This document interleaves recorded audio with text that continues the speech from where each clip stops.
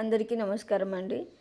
ఈరోజు మనం పాలకూర టేస్టీగా విలేజ్ స్టైల్లో చేస్తే ఎలా ఉంటుంది అనేది ఈ వీడియో తెలుసుకుందాం. ఫస్ట్ ఫ్రెష్గా ఉన్న పాలకూరని తీసుకొని దాన్ని శుభ్రంగా వాష్ చేసేసుకొని ఇలా చిన్న చిన్న ముక్కలుగా కట్ చేసుకొని పెట్టుకోండి. దీంతో పాటు ఒక మీడియం సైజు ఉల్లిపాయను కూడా ఇలా చిన్న ముక్కలుగా కట్ చేసుకొని పక్కన పెట్టుకోండి. చాలా హెల్త్కి మంచి బెనిఫిట్స్ ఇచ్చే పాలకూర. సో కడాయి పెట్టుకొని అందులోకి 2-3 టేబుల్ స్పూన్ ఆయిల్ వేసుకొని ఆయిల్ హీట్ అయిన తర్వాత ఆవాలు జీలకర్ర కూడా వేసేసి ఒక ఎండుమిర్చిని కూడా ఇందులో వేసేయండి. ఇవి కొంచెం దూరగా వేగిన తర్వాత మనం ముందుగా కట్ చేసి పెట్టుకున్న పాలకూరని చిన్న చిన్న ముక్కలుగా కట్ చేసి పెట్టుకున్నాం కదా, అవి ఇంకా ఉల్లిపాయలు కూడా ఇందులో యాడ్ చేసేసేయండి.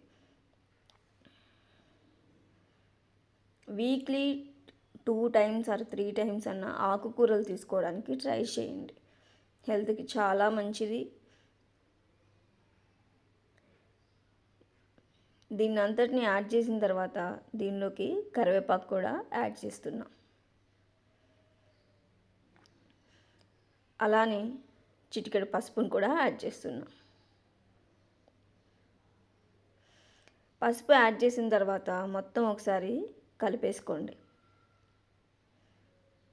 ఇది మీడియం ఫ్లేమ్లో పెట్టుకోండి, హై ఫ్లేమ్లో పెట్టుకోవద్దు. మీడియం ఫ్లేమ్లో పెట్టుకొని మొత్తం ఈ ఆకుకూరన ఉల్లిపాయని కొంచెం ఆయిల్లో మగ్గనివ్వండి.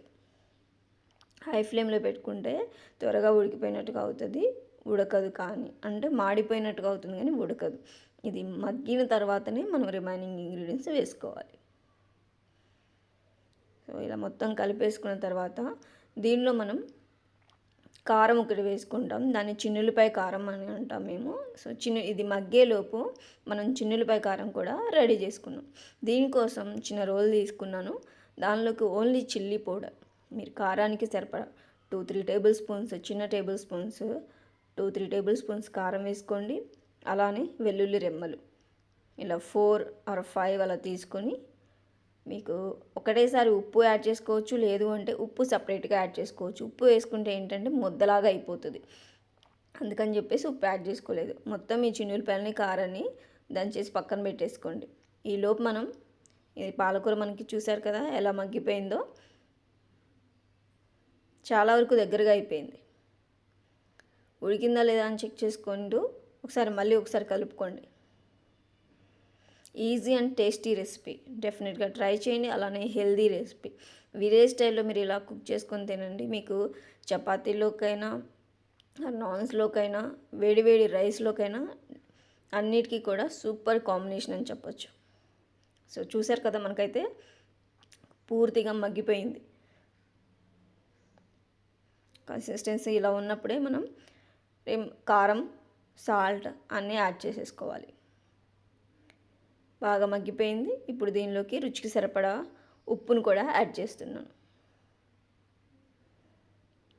అలానే మనం ముందు దంచి పెట్టుకున్న చిన్నులపై కారం కూడా ఇందులో యాడ్ చేస్తున్నాను. ఇలా యాడ్ చేసిన తర్వాత మొత్తం ఒకసారి కలుపుకోండి.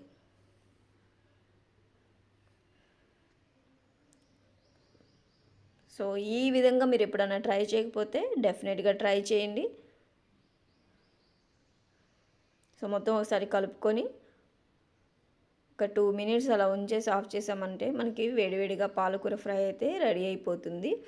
చూసారు కదా విలేజ్ స్టైల్లో సూపర్ టేస్టీ ఉండే పాలకూర ఫ్రై అయితే మనకి రెడీ అయిపోయింది.